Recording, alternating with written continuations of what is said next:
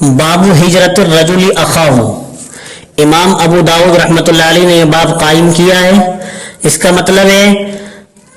ایک مسلمان کا اپنے مسلمان بھائی کو چھوڑ دینا، اس سے سلام کلام بند کر دینا، بول چال بند کر دینا، اس کا کیا حکم ہے؟ پہلے حدیث لائے، اللہ کے رسول علیہ السلام نے ارشاد فرمایا لا تباغضوا ولا تحاسدوا ولا تدابروا وكونوا عباد اللہ اخوانا، آپس میں بغض و نفرت مت رکھو، یعنی اسباب بغض بھی اختیار نہ کرو تاکہ تم بغض و نفرت میں مبتلا نہ ہو جاؤ، اور نہ ایک دوسرے پر حسد کرو، اور نہ آپس میں قطع تعلق کرو۔ تدابر کے یہی معنی ہے، آپس میں تعلقات ختم نہ کرو، اور آپس میں بھائی بھائی بن کر رہو، اللہ تعالیٰ کے بندے بن کر، نہ کہ نفس و شیطان کے بندے بن کر۔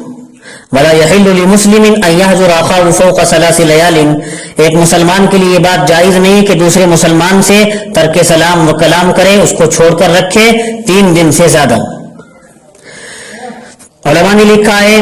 زیادہ تر 3 دن سے اس قید سے یہ سمجھی گئی ہے بات کہ 3 دن تک ترک ملاقات حرام نہیں، 3 دن تک اگر یہ ملاقات کو چھوڑے رکھے گا تو یہ حرام نہیں ہے، اس لیے کہ آدمی کی طبیعت میں غصہ بھی ہوتا ہے، بدخلقی بھی ہوتی ہے، تو اگر اس کسی کی طبیعت میں غصہ اور بدخلقی بیٹھ گئی ہے تو 3 دن تک تو اس قدر معاف ہے، نہیں بولے گا اگر۔ اور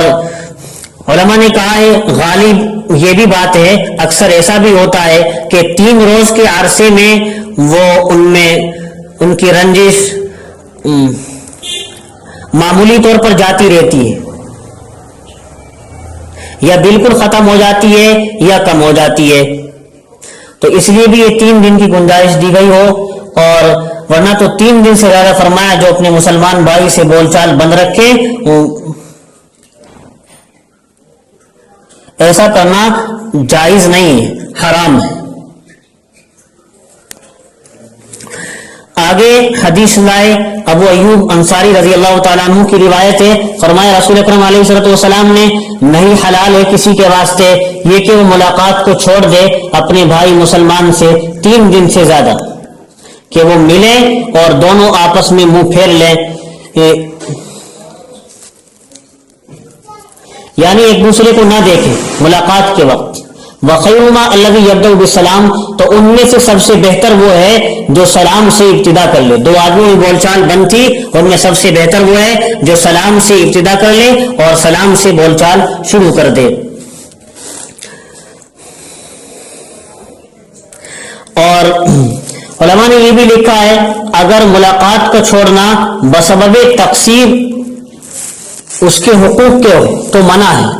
مثلا اس نے اس کی غیبت کی اور اس کی خیرخواہی نہ کی، اس سے اس کو رنج ہوا، کسی نے کسی کی غیبت کر دی اور اس کی خیرخواہی نہیں کی تھی، اس سے اس کو رنج ہوا، تکلیف ہوئی، اور ترک ملاقات اس نے کر لی، ملاقات اس نے کرنی بند کر دی، تو ایسا تو کرنا نہیں چاہیے۔ اور اگر تقصیر امور دین کی وجہ سے کرتا ہے ملاقات کو بند کرنا، جیسا کہ اہل بدعت سے ترک ملاقات کرنا، تو